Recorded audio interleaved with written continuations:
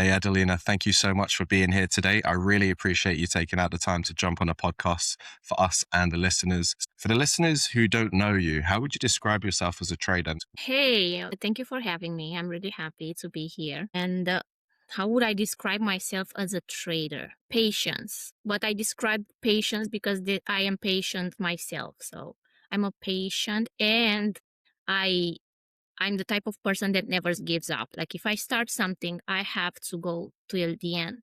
You moved from Romania to the USA 10 Mm-hmm. years ago, Mm-hmm. and you went to America alone. Is that right? Mm-hmm. That must have taken quite a lot of serious courage. Like, what sort of shift did that make in your journey? Did you already have trading, or did you get into trading after you went to America? Yeah, way after, way after. I was young. I mean, not young. I was 24. I just finished the college in Romania and I did not see no future in Romania. I finished electrical engineering and yeah, I didn't really see a future. And I always in my mind, like if somebody would ask me what I will do when I will grow up, I never was like, oh, I'm going to be an engineer. I'm going to be a doctor. I never knew exactly what I want, but I'm like, I know I'm going to do something and I'm going to be good and I'm going to be my own boss. So I always had that. So I finished my college and I was like, where can I go? A lot of people in Romania, they go to Europe. I'm like, no, I need to go somewhere bigger. I'm like, let's go to America. And it was a program for the students back then. Even now, I think it is work and travel. So you apply to that and they give you a job here. It's basically a exchange experience. So I applied to that and I came to America. Amazing. Mind you, I came back then. I was very, very courageous, I can say. I kind of lose that now with getting older, but I will just go head first. I didn't even know English. Like I will know hello, how are you? And yeah, I came. I remember I fly to New York airport. I had $200 in my pocket because in my mind I'm like, okay, I'm gonna come here. They gave me the job already. I calculate it was like $7 an hour. So I calculate, okay, they pay me weekly or I don't know. I thought they pay me daily. I didn't do my research. However, they just boof me.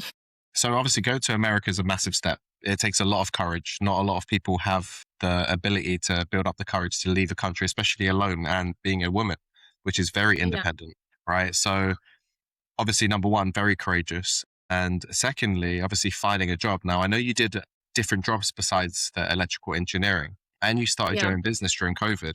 Did Yeah. any of that help when you came into trading? Engineering definitely helped me with my analytical mind. Hmm. And starting a business was actually the inspiration because I saw how it is to be my own boss and to work whenever I feel like, and I don't have to answer to nobody. So that's what drove me into trading, the Interesting. experience of having a business.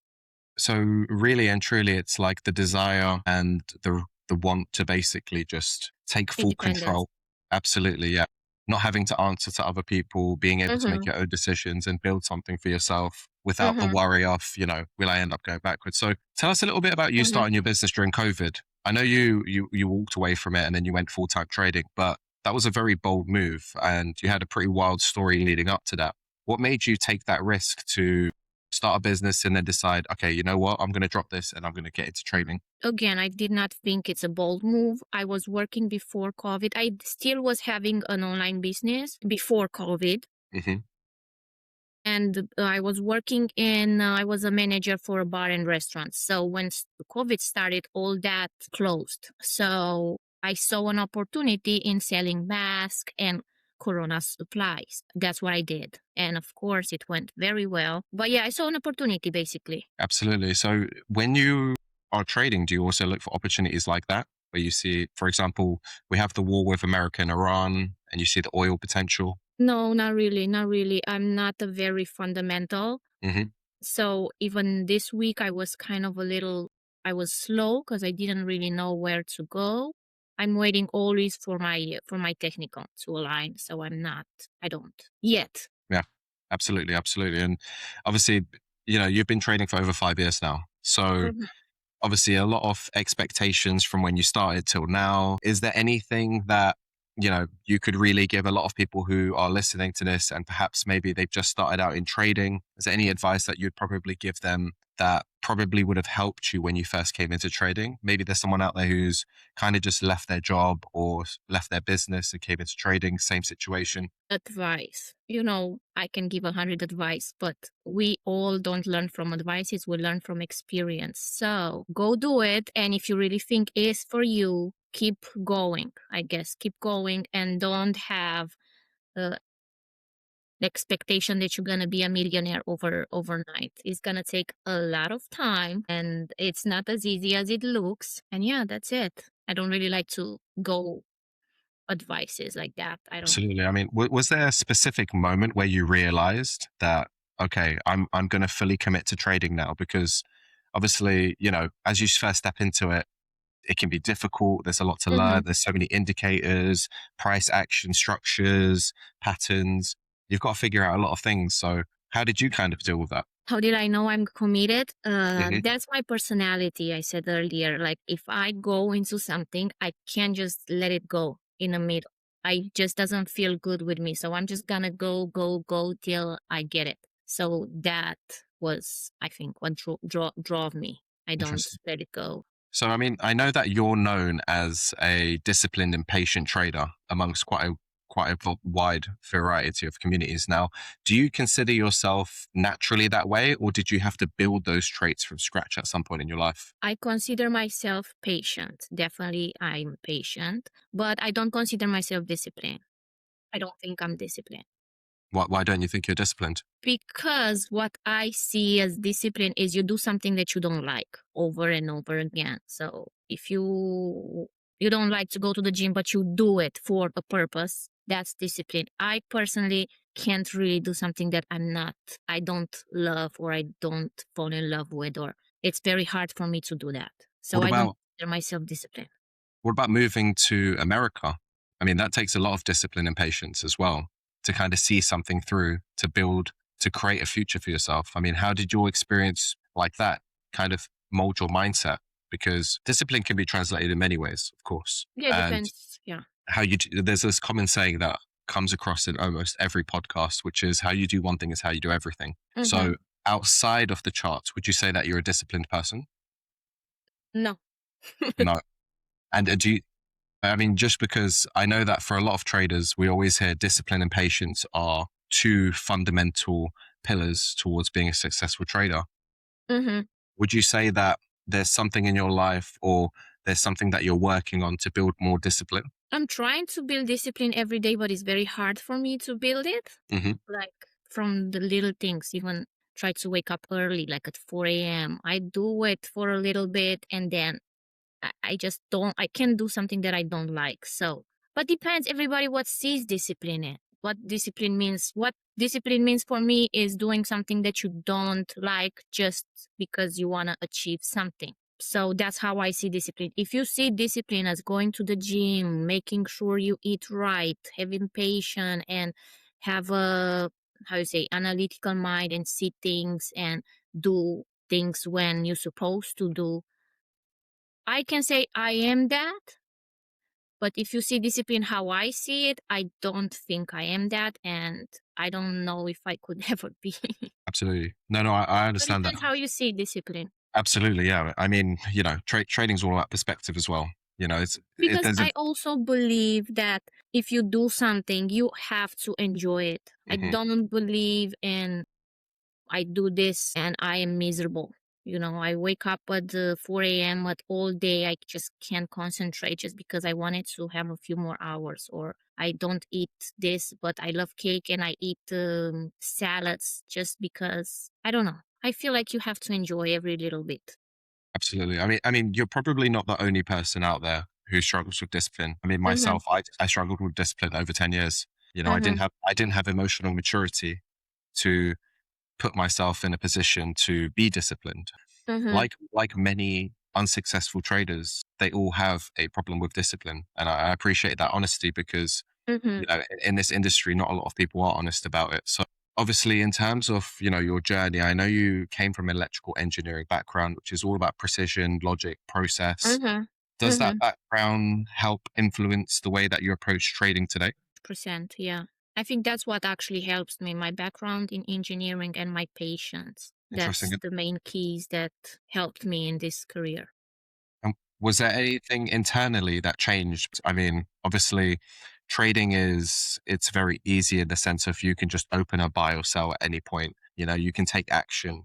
But did you have to change certain things about yourself in order to adapt with trading? I will not necessarily say change. I will say more knowing myself as a person and my flaws. So I had to actually go deep into my life and into myself and realize who I am and what I'm struggling, what my demons are, Hmm. and manage it from there. But as a person, I don't really think it changed me like that. How do you deal with those demons? Like, do you journal them? Do you have a process? Do you do meditation? I think the first step is to know what your demons are. And once you know what your demons are, with time you can kind of manage it. In my personal journey, I manage my demons by talking with my partner or with my friends, talking openly about my problems. Because my demons were never admitting I am wrong. Like I could not in my brain to accept I am wrong. And that came from my childhood. I saw that pattern even in my childhood. So once I realized that, and I did a little bit because I'm very passionate about psychology. So I did a little bit work on myself. What helped me is being able to talk about it. Okay, today I had a loss and I'm not embarrassed of that. I am okay with that. And that's it, you know? That exercise helped me talking about it openly and not feeling For, embarrassed or whatever for the listeners, emotion. there's going to be a lot of people listening who don't have a accountability partner or a life partner. Mhm. For those people who are fighting those demons, what advice would you give them in terms of dealing with it by themselves?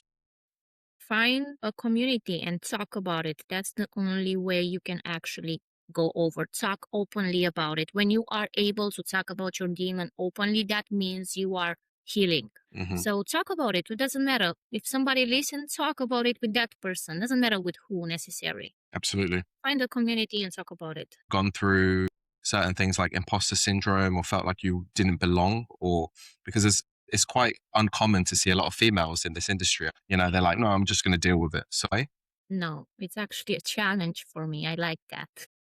absolutely, yeah. I also in my electrical engineering school, I was like, there were in my class like 60 people. I was like the three girls. So Hmm. I always was around that. And yeah, it's a challenge for me. I don't really mind. Good. I mean, that's a very positive attitude. And I also would like to ask now, you mentioned that, you know, when we spoke prior to this podcast, Mm, trading is not easy money. Now, what hmm. beliefs do you have to unlearn about trading to actually see that? Because a lot of newer traders, especially I would say traders in their 20s, they're going to come Hmm. in saying it's not easy money, but they're going to take action like it's easy money and blow accounts. Could you explain to people what that actually means? So when I first started, of course, I thought it's easy money, especially I'm like, oh, okay, my mind is great. I'm good at charts, easy money. I remember in the first months, I even make money, right? So I'm like, oh, this is easy. But when reality hits you, it's not easy. It's not easy. I mean, mentally, it's not easy. Absolutely. Every day can be a battle. Yeah. So don't believe everything that you see, basically, because that's where the problem is. We see too many gurus on Instagram with Lamborghinis and Hey guys, quick pause in today's podcast. I want to introduce you to today's sponsor, which is Get Leveraged. Get Leveraged is a prop firm built by traders for traders, and their mission is simple: identify talent and reward them with capital. Now, here's where it gets interesting. If you use the code ML05 at the checkout, you'll get a discount on the challenge fee, but more importantly, you'll be enrolled into a lifetime trading league. What that means, you'll be permanently eligible for every single giveaway, milestone reward, major raffles, which means fully paid assessments, challenge resets, even funded account packages and monetary prizes. And get this, their turbo challenge starts at $8.88, so you can get funded to up to 150k. That's insane value. Link and code is in the description. So let's get back to the episode. Bugattis, and don't believe that. Did you ever fall for that trap? Yeah, yeah, I fall for it. I mean, yeah, I fall for it. Yeah, I thought it's easy. Do you believe that the false imaging that is provided from these gurus with Rolexes, fast cars, yachts, Mm-hmm. this false imaging causes people to make more mistakes, like, for example, rushing their trading, over leveraging, over trading, and that, 100%. yeah, yeah, and this is, 100%. I think for a lot of newer traders, they don't really know where to really grow as a trader, you know, especially Mm-hmm. myself. Like we said previously to this conversation, is I spent a long time trying to figure out trading by myself because there was just too many gurus on the internet. Mm-hmm. So it can be a very dark place and it can be a Mm-hmm. very helpful place. It's just finding the right place to grow as a trader and doing it the right way and not building negative habits. Like, for example, there's this funny saying that people say, bazookaing a trade. You throw everything you have, maximum leverage, margin, and you just open a trade and it's like win or loss. And that's just pure gambling. Mm-hmm.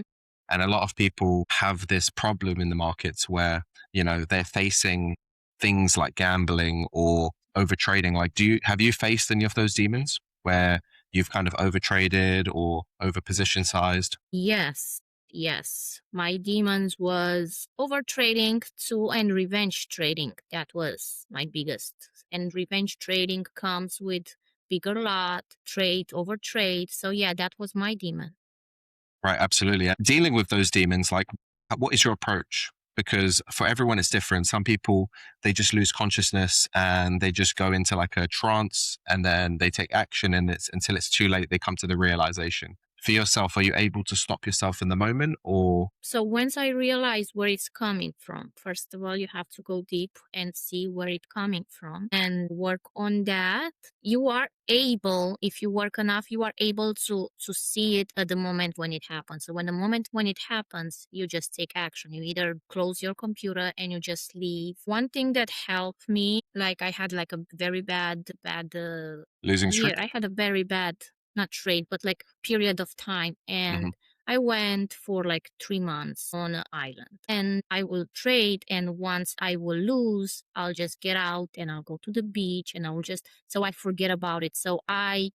This is how I train my brain to, okay, one lose or two lose and that's it. Just detach. So that was my trick. I don't know if everybody can do that trick, but that was one of my tricks that helped me a lot. Going somewhere new where I can actually detach. Absolutely. I mean, it's like a previous podcast, which was with Thomas, and he was saying that, you know, he takes a trade in London session and Mm-hmm. if the trade doesn't play out, he leaves it.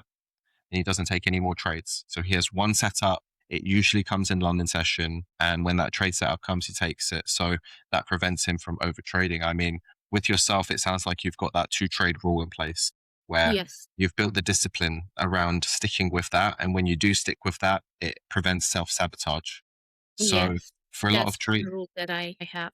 absolutely. So I'm not saying that I have days even now when I do take more than 2 trades just because, but at the point I realize like if I go 2, 3, I stop. Right. Like I'm not saying that rule, I apply it all the time because I'm human and I feel, especially Mm-hmm. now I start trading, not now, but at the beginning of the year, I start trading live. So that messed me up a little bit because I was taking trades in front of so many people. And I remember one day I lost 2 trades.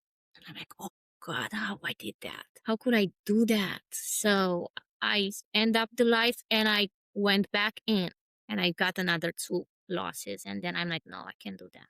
So it happens even now. Interesting. I mean, to I you, feel that. taking 2 losses or 4 losses in a day is a lot of trades. There's some It traders out there is. who take 50 trades in a day. There's some traders out there who take 10, 20, or maybe even I 100. was there. I was there. I was there. Yeah. So, you know, I think as well, like you've learned a lot of lessons and you've got the data to prove that now. You've probably gone through a lot of demons over, you know, Mm-hmm. the years that you've been Mm-hmm. trading.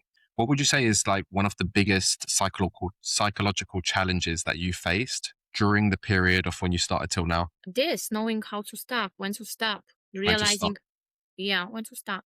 Because in that moment, you're doing something wrong. Like you have that feeling, you feel tense, you feel full, you feel heavy.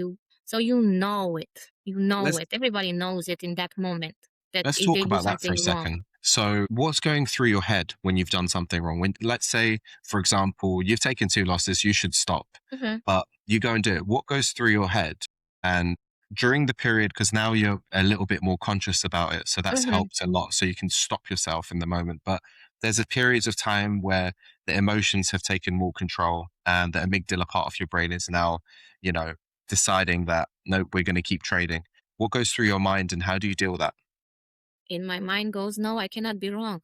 I can't Hmm. be wrong. It's impossible to be wrong because I'm always right. So I have to do it till I'm right. And again, you can see the pattern in everything I do. I go in trade, I have to do it. I go into a business, I have to do it till the level. Same with trade. So you can see I have a pattern. That's my pattern. So I told you I had to work because I saw the same pattern when I was a child, like 6, 7 years old. I grew up in a society where you have to go be good at school. You have to. If you're not good at school, you're not popular, you're not this, if you don't have good grades. And your parents are like always, I don't know if they do it consciously, but like always, this is the only way you get out of this. Not Hmm. poverty, because I wasn't like poor, but it was the only way you can level up is through Hmm. school. So it's a lot of pressure to that. So I remember even when I was a kid, first, second grade, if I will have an 6 from a 10, right? I will change that 6 in my book to an 8. So I couldn't accept that. No, I'm like the teacher, she didn't know. So I had that. So I had to work that out, and it helped me saying it out loud. I am wrong. I fucked up today. I had a loss. And yeah. Very, very interesting. So, I mean, from the moment I heard about your story, I was like, this woman is a confident individual. And you kind of explaining that does confirm that confidence that you have, and it shows that you can be the most confident person in the world, but in the trading space, that can come back and Mm-hmm. bite you in the ass. So, definitely having that balance and learning to tame those demons is something which Mm-hmm. for a lot of people listening who thinks they may be going for an overconfidence issue, you got to realize you're not alone. A lot of people go with either underconfidence or overconfidence. Mm-hmm. Now, being an overconfident person, when you are hit with the market where, let's say you've taken your trade set up, you've taken it twice, in the scale of probabilities, 2 of those trades have not played out. Do you ever experience self-doubt or question whether your strategy needs to be changed? I used to, of course, I used to, yeah. And you're always looking for new strategies. At one point, my chart would look like a Christmas tree. I'll add another indicator just because I wanted to confirm that I am good, and another one and another one. So, yes, I used to be there. Now, my strategy it's very simple. One Mhm. indicator. Yeah, yeah, yeah. Interesting. And now I know because I've gone through overconfidence, right? Because, I had this like, But you see, it's a fake overconfidence. I know it's a fake overconfidence. I don't have no reason to be confident for what. I yeah, don't I'm not. I didn't make the $1 million yet to be like, here we go, guys, I got it. I don't know why. It's just mental. well, for me, the root cause of my overconfidence was I would take a trade and I'd hope that this trade would reach my profit target. Mm-hmm. So I would be like, I set the profit target, I've set my stop loss, the trade setup is there. I just need to now let it go and do its thing. Mm-hmm. And a majority of times in a probabilistic scale, I could take 4 losses, 5 losses. It's possible because I have the data to prove it. But during those 4 losses, my psychology would change. So my psychology would be slightly damaged and I would have self-doubt. And leading to that self-doubt, I would then be making discretionary decisions, meaning Mm-hmm. that I would be, closing the trade off a little bit early or trying to break even on the day. Or, Mm-hmm. for example, I've taken 4 losses. So let's say I'm 4% down at that point. I'm then at 4% profit. I'm like, okay, I'll take that and now get back to break even, Mm-hmm. which I don't completely disagree with. I think, balancing your account out and gradually building it is a very, very good way to grow money. But for yourself, losing money is not a good feeling because it kind of goes against that confidence side of things. And for a lot of Yeah. traders who do also have either self doubt or confidence, it then leads to something like revenge trading. And you mentioned this. So Mm-hmm. Now that you've kind of spotted the revenge trading and what it's like, can you catch yourself before you do it? Or is it still a battle? So if let's say I get to the point of my two, I try very, very hard my two losses rule to do it. Let's say I have days where I catch myself in it. Like I feel myself, my heart is beating fast. I'm agitated and I catch myself in the moment and I stop. Yeah.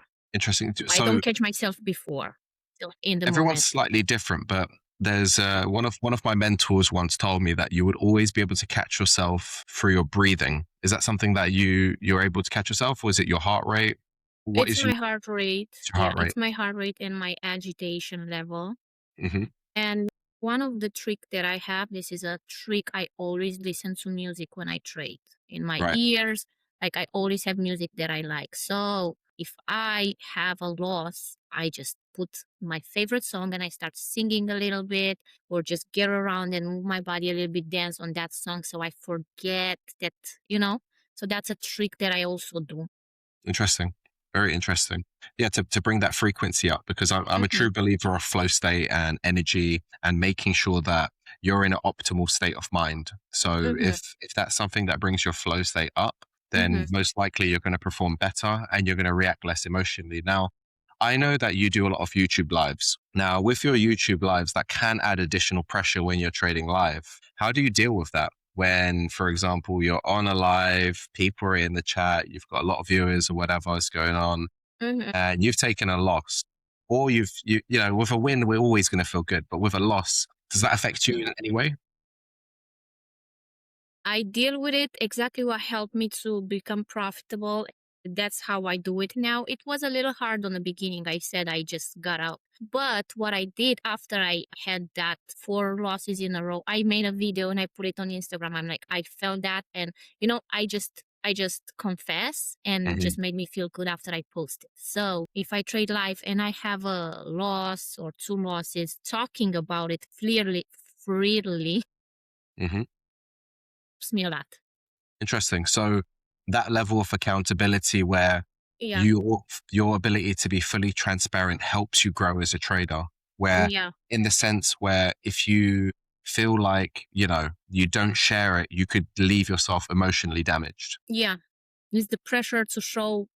No, I can't have that pressure to show that. Because you see, again, we're going back in childhood. I can't have that pressure again to show all tens or eights. No. Interesting. If Yeah. I have that 6, I'll show it to you and I feel way better. And let's say dealing with losses, right? Let's say you've taken 2 losses or more, Mm-hmm.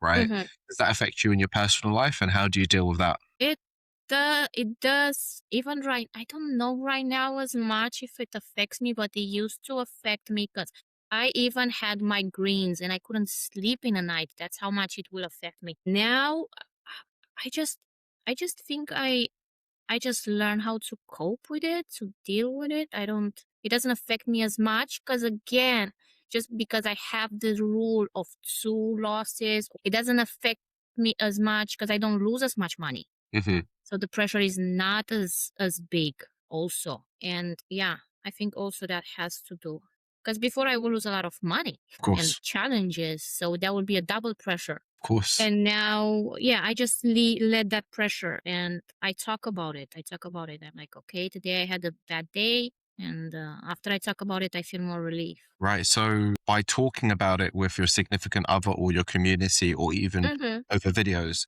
that allows you to detach yourself from leading to something like self-sabotage. Interesting. 100%. That it's very, yeah, it's just a relief. You let it out and it's not inside of you anymore. You put it out there. Now, I'll be honest, I've blown accounts before.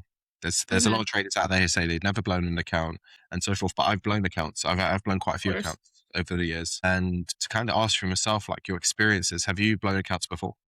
Of course. And Many. how do you deal with blowing an account?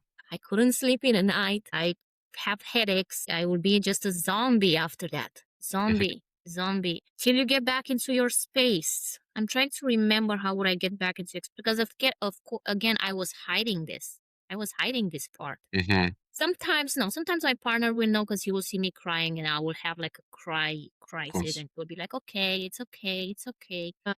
But how would I go back? I think again the same. I will go back after I will talk about it. I'll cry and and he will be like, okay, it's okay, no worries. Yeah, That talk comfort, about it. yeah, I think that's my what helped me. It's absolutely. interesting because now talking to you, I realize that's what exactly helped me. Talking about it, talk about my losses. Do you ever consider journaling? Do you journal? I do journal, yeah. You do journal. And when you do journaling, do you have like specific things? Like, do you do gratitude journaling or in particular? Let me see if I have a journal here. I have many journals. I have many journals. I used to do before. So in my journal, I had like a little printer too, so I put the printer and I marked. But I also put how did I feel, how my heart is, if I follow all the rules, if I enter, if I feel revenge. So yeah, I put my emotions too. So okay, let me tell you one. This is from June 2025. All rules respected. It's a sale at the hour. I put a lot. I put the lot is normal. I feel okay about if I lose. I didn't feel anxious in the beginning. And I moved my stop loss into the profit. I close it earlier than I should. Aș fi putut să mut stop-loss-ul și să aștept. I close it early that I should. I should move the stop loss equal maybe and wait for the full TP, but I just got TP1. Anyway, I'm okay with it. Interesting. And do you do the journaling immediately after your trades? In the time too. Okay, so you do a before, during, and after journal. Yes, so I do when I enter this. I saw all the rules are okay. I enter stop loss, and then I don't journal so much now, to be very honest. But I journal till very recently, and then I write how I feel. It's like, okay, here we go. The trade is going okay. My heart is okay. I feel okay. So let's just move the stop loss, and yeah, and after. How do Interesting. I feel? You can see after I felt a little bit like, oh, why I should not move the stop loss and wait for, but just make peace with it. No, I very much am a true advocate of having an emotional journal, right? Because that's basically what it is. You're basically tracking your emotional state before, during, and after. And then upon reflection, you can then learn from that and realize, because one thing I've learned for myself that I've been taught is as soon as you become conscious of the problem is no longer the problem. It's now something that you are working on. So then you can catch yourself in the moment. Because in order for you to catch yourself with one of these demons, you have to become conscious of the demon. So then before the demon creeps up, there's usually signals, for example, like you said, the heart rate. So when I used to have that, I used to burst into sweats, right? Believe it or not, I used to start sweating. And I would get this like rush, like, you know, as if like your parents have shouted you, I'll get this rush of emotions and sweats. And that's usually when I've not respected my rules or gone against my data. Because I'm a very data analytical person, and I would collect all the data and then build a trading plan based on the data, have the statistics of, you know, what's the probabilities out of 10, out of 100 that this plays out. And then I would run that data and I would then rinse and repeat. So I have that data, but when I don't respect it, I know I'm going against all of this and I'm messing with the probabilities. So when that rush came through, I then started to realize that, okay, you know, I'm now gambling, I'm doing all these other things, and then this identity crisis. So I'd go through a self-image crisis at the time as well. And you start opening up more demons because, again, this is all psychological, right? We're just having this dialogue of conversation in our head. Like, oh my God, why am I doing this? I'm making a mistake. And then the trade's not going against you and it's like confirming. But then the worst thing is, subconsciously, that was happening so much that I started developing negative habits. Let's say you've got a positive habit like journaling. So there's probably some habits as well. Like, for example, you mentioned discipline, right? The journaling over time is something that I know a lot of people struggle with as well. They'll start doing it, but then when the results start coming in, they stop doing it. Now, to me, that's complacency. I got complacent with making money and I thought, maybe I don't need to do that stuff anymore. I'm successful now. I'm doing that. So going through a level of complacency How do you deal with Okay. that, for example? I mean, you're probably battling with it now. Exactly. You see, I didn't even realize I'm doing that. What I'm going to do is Monday, I'm going to start journaling again because I'm aware now that this is a problem. So I'm going to try to fix it. I wasn't aware it's a problem. So I Hmm. think first, I learned that in school. Like in high school, I studied mathematics and in university physics. And that's always a saying. The hardest part in everything, solving a problem or mathematically, is to understand the problem and to find the problem, because after you understand the base of the problem, the data from the problems, the solution is there. It's easier to find. So same in trading. Once you understand and you know what the problem, it's way easier to find the solution. So that's my approach. When I see a problem, I try to look for the solution. So understanding the problem is the first step. Figure out exactly what the problem is. Now, here we go. I find a problem. Why did I stop journaling? I become too confident, probably. So from now on, I have to do it again. And I wasn't And even aware that is a problem, you see? absolutely. I mean, the thing is, it's very interesting because, again, every trader goes through different things. And like you said, it usually stems from some part of their childhood. Mm-hmm. And for yourself, it just happens to be confidence and sometimes being overconfident. So now that you're consciously aware of being overconfident, when you do see yourself slipping up on something, or let's say getting complacent, it's a great thing where you can consciously ask yourself, am I not doing this because now I feel overconfident, or am I not doing this because it doesn't serve me? I don't see it aligns with the version of me. It's interesting how you say that I am overconfident, because I am not overconfident. Hmm. That's just something that I want to be, to show. That was also a problem when I was dealing with the losses. I wanted to show a confident person instead to show the weak one. So inside, I'm not a confident person. I am actually the reverse, but wanted to show being a confident. That was the problem. Interesting. So I'm not overconfident. You say that I'm not overconfident, and that's what helped me being my true self, admitting I'm not right. I'm not this superwoman. I'm not. So when I admit that within myself and showing to the world, I just become successful, And do you trade? profitable. Do you? Depends, not really every day. I Mhm. come every day at the desk, but if I see something, I take it. If I don't, I don't. And Depends. how do you maintain your patience in the market? Because there's a lot of people who are most likely listening to this who can't stop themselves from taking a trade. I'm patient by nature. Hmm. By nature, I can wait years for something to come. Right. So that's by nature for me. Uh, yeah, and again, looking at the market, wait, put alarms, listening to something that entertains me in the meantime, listening to a podcast or listening to music, and wait. So you mentioned putting alarms. What would the alarms be for? To signal that time of hour? So I do support resistance, EMA. So I usually put alarm when the price touch my support or my resistance. Yeah, when it Interesting. cross an EMA. And that helps you remain patient because it Yeah, stops.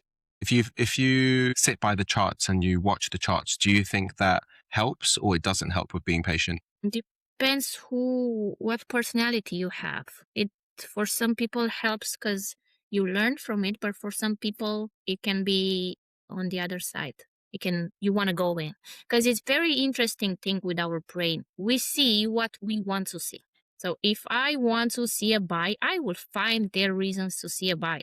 I say, oh, this big, it looks too nice. This is too of a green candle, so I'm sure it's gonna, so I will see something.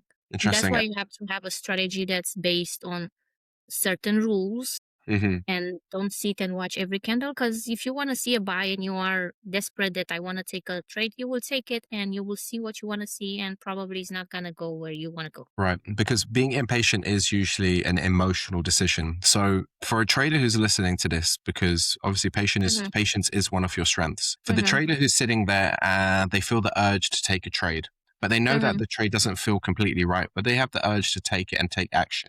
What advice would you give them to help them adopt more patience in their trading? You have to find out why you are so impatient. What drives you that you want to take? That's if somebody tells me that, I see how you call it, desperation. I want to do that because I need that. So you have to find the reason why you are desperate. Right. That's where you have to work. You don't have to work on your patient. You have to work on why you do that, why you feel desperate, why you have this urge to get in a trade. What do you want to prove? where the pressure is coming from? Because usually comes from outside. It's either you want to pay your bill, or you're desperate to pay your bill, or you're desperate to prove. I don't know. Everybody has their own reason. Of course, yeah. I mean, one of my root causes for being impatient for a while was greed and ego. My ego was a massive one for me. But how does the ego work with the impatient, though? So for me, I have the ego, but the ego activates after I lose. Right. Before I get in a trade, I am very good to wait. But once I get in a trade and I lose, that's when the click starts, My ego activates, my this activates. So this is where you work. But you said you go in before. So how does that ego has to do with that? So I would spend a lot of time talking to other traders. Mm-hmm. I spend a lot of time on a lot of calls with traders all the time. And your ego can be through the roof. Everyone's complimenting you. Everyone's excited. Like, oh, wow, you just made, X amount, and always being called the man, like, oh, you're the guy, and so having that sort of energy, and then you approach the markets, you have an expectation, and basically you become less conscious. So for me, I might approach the chart and I'll be like, okay, you know what? I can grab a trade because there's a setup. I'm the man. Yeah. The ego's there. It's pumping you up. So there's a very famous book called The Chimp Paradox, which basically helps people understand the difference between the limbic part of the brain and the frontal lobe. And it's how your brain communicates with each other's. Mm-hmm. And after I read that book, it really, really helped me with my patience, because myself, the biggest struggle for me was becoming consciously aware in the moment that I was about to make an impulsive decision, because I was so impulsive as a person, right? I'm the sort of person that would have been like, hey, I want to go to Italy. Cool. I just booked the ticket. And then it's like, I'm off, right? Where that's just so crazy. A lot of people would be like, well, you didn't plan it. You didn't even get your swimsuits and stuff. So it's that sort of mindset where a lot of people somehow have calculated and they can be patient and wait for things. And some people, so I had to change a lot about myself to then tame my ego, where again, it was just feeding onto different urges that I had, where, greed was a massive one as well, with the impatience. So in order for me to kind of tame my ego in the moment, I had to kind of have this internal dialogue where I kind of talk to myself, and it's like, okay, trade setup's not ready. Let's come back and wait for the hourly close. Once the hourly closes in this region, I'll be good to go. And I had to build rules and put things in place. So like yourself with your 2-trade rule, that probably helps prevent you from spiraling into opening other doors. Right now in your journey, are you battling with any urges which kind of, tap on the door of your ego? Yeah, of course, I still have the triggers. The triggers are always there. Like, don't think that they will just disappear. I don't think they will ever disappear. You're always gonna feel that trigger and that pull. That will never disappear. It's just about to realize in a moment that it happened and control it. So I still have it. Of course, I still have it. And But the rules kind of help me. My base of rules. I don't risk more than I think I can handle. That's also a big thing. Like, no matter what. Yeah, and my 2 losses, which sometimes it come poor, but yeah, of course. it's still not enough to make you unprofitable. One bad day it's not enough to make you unprofitable. If you do one mistakes once in a while, if you still. I'm a true advocate of, losing is for winners, because at the end of the day, people who can be honest about their losses are the people who are going to learn from them. The people that are always trying to hide them and cover them up and only show wins, at the end of the day, they're not getting that transparent feedback that they need. So they don't get the full growth. Also, for myself, one thing that really helped me was similar to what you said earlier with community, is accountability. And hearing Mhm. other people go through the same issues that I went through made me Mhm. realize I'm only human. It's not Mhm. as bad as I make it seem to be. Like, for example, passing a funding assessment and then losing it in a few days. Mhm. The level of self-sabotage, I thought when I passed, I got 250K in funding on 3 different Mhm. assessments combined. And then I lost all of it in a process of 2 weeks. And I was Mhm. like, oh my gosh, what the hell has just happened? But there was a high level of self-sabotage. And I thought maybe there's something wrong with me and I can't trade. Maybe that was a problem. There's an identity crisis. And then it was only like 2, 3 months later, I spoke to someone else and they went through the same issue, different capital. Mhm. And even till now, a couple of weeks ago, I spoke to a trader, same issue. So hearing about these things and how other people have gone through the same problems, Mhm. it really helps me. And I mean, obviously, you're somebody who's quite open on social media with the problems that you go through. Are there people out there that you follow that have also helped you in the same way? No, not really. Not really. I don't. I stopped following. I stopped following because I don't know which one is which. So I kind of went on my own journey. Hmm. But if you go who I follow the Einstein of the Wall Street, and I follow the Tory Lanes because I just like her. I feel like she's genuine. Hmm. Um, Hmm. and the Einstein of Wall Street, I just feel like it's a lot of information. He doesn't. He's not gonna show wins or losses. He just talks about it. So Absolutely. yeah, Well, those are the well, two that Tori, I if you're listening to follow. this, you need to hit up Adelina Sorry, in the contact me. DMs. Yeah, absolutely. Yeah, for sure. I mean, I'll and write then you. I think community is a very, very important thing. Absolutely. Mhm. It's super Mhm. essential in trading because as we've established in this podcast and every other one is how important psychology is, and doing it alone and going through the Mhm. mental battles is a massive struggle. What would you say Mhm. for a lot of the newer traders who are listening to this? One of the most important psychological skills that they should start working on coming into trading that maybe you wish that Mhm. you did start working on from the beginning that they could actually start adopting from pretty much this podcast? Work on yourself. Hmm. Work on yourself. Yeah, that's it. Work on yourself, on your demons, Absolutely. and So, that's where the problem is. right. So get experience, start trading, figure out what your And yeah, don't problems be are. afraid of losses. Don't be afraid of losses because that's 100% is gonna happen. Absolutely, losses are lessons. And in terms of the experienced traders who are listening to this, I mean, is there any sort of psychological trap that you see a lot of them fall into as well? The experienced ones. Yeah. And I don't really know so many. To be very honest, I really don't know. I No, don't that's, know that's fine. personally too many experienced traders. I don't know. Because it's very hard to find somebody that actually talks openly about things like that. So I don't know. Absolutely. I mean, I spoke about this in the previous podcast as well about influencers and the toxic side of it, the Lambo lifestyle and so forth. And Mhm. I think absolutely, like when you go and look at other traders, you're not looking to see their Lambos and their crazy setup. You just want to Mhm. know, how are you dealing with this particular issue? Or, Mhm. okay, you made money. Can you break it down in a very clear, concise way so that I can kind of understand what your thought process was? But Mhm. it just seems like the level of what's going on social media is people just want to show stacks of cash, Rolexes, restaurant, Mhm. Lambos, and the successful traders that I speak to, they're things that they want and they have don't align with that at all. They just want freedom. They want to go enjoy themselves, nice vacations, work really hard, process driven, very routine Mhm. orientated. And I feel like there's not enough of that on social media. So again, Mhm. it's one of those ones. So I think that's a small clue in itself, is when you find people who have routines and processes and they talk about, you know, the difficulties and data. Those people are usually the people who are really working towards building something, compared to the marketers who are just showing you what you want to see and giving you the Mhm. false imaging and programming. Mhm.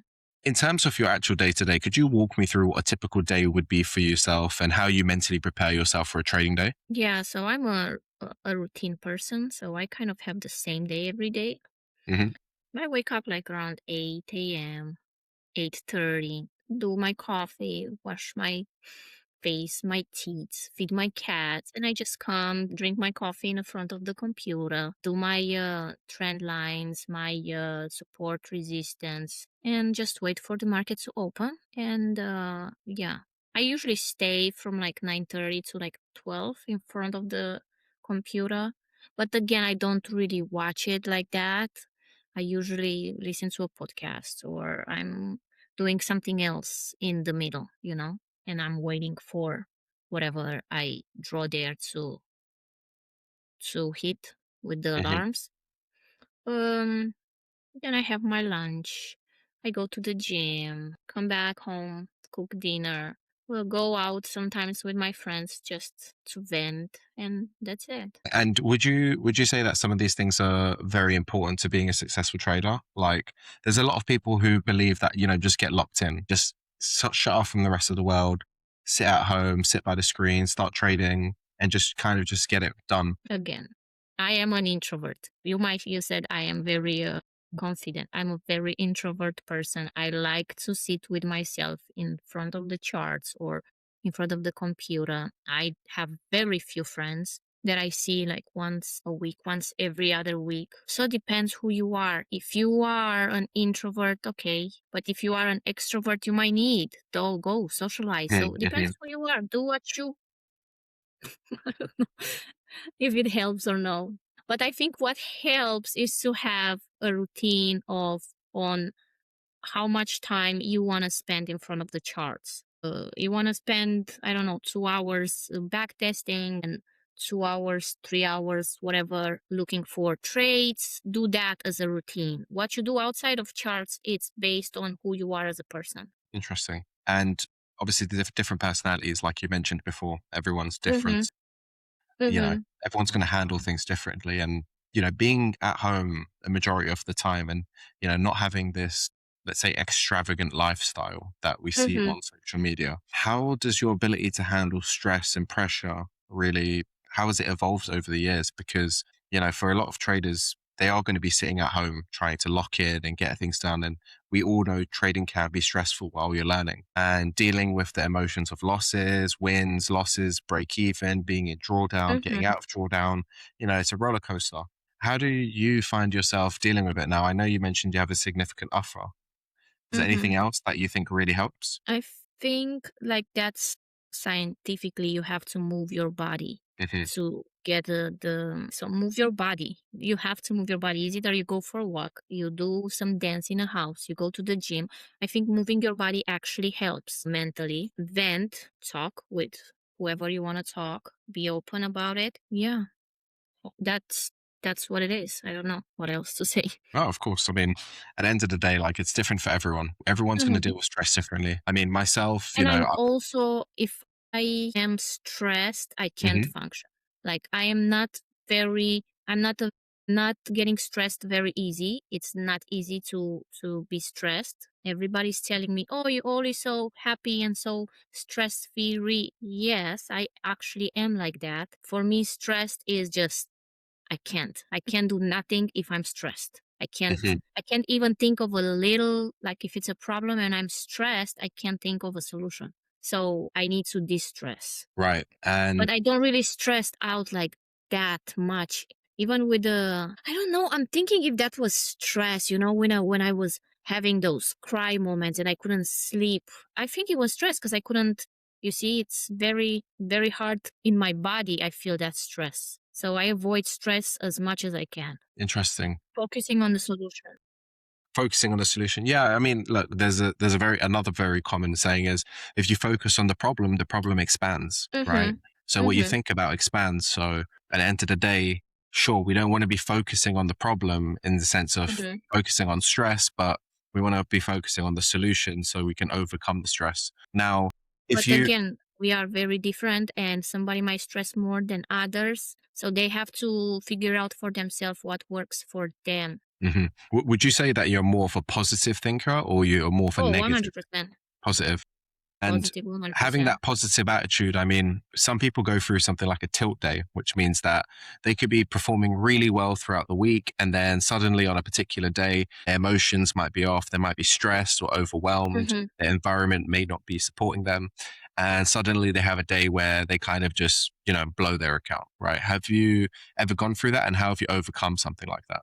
I did. I did have days where I just blow accounts. But I don't think that has nothing to do with being a positive or negative person. Or maybe it does, because whatever I was dealing with, I want to see the good side. Is like, okay, I'm gonna get back from this. Hmm. Definitely, it's gonna.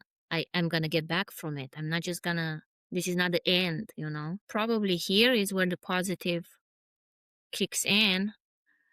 But how you deal you just sit with it. I don't know. You just sit with it and just come out. You just have to let it fully deal in your body, that emotion. Absolutely. Look, listen, we all go through what I mentioned. It's one of every, not every single person, but the majority of traders will go through I tilt mean, go days. every And 100%.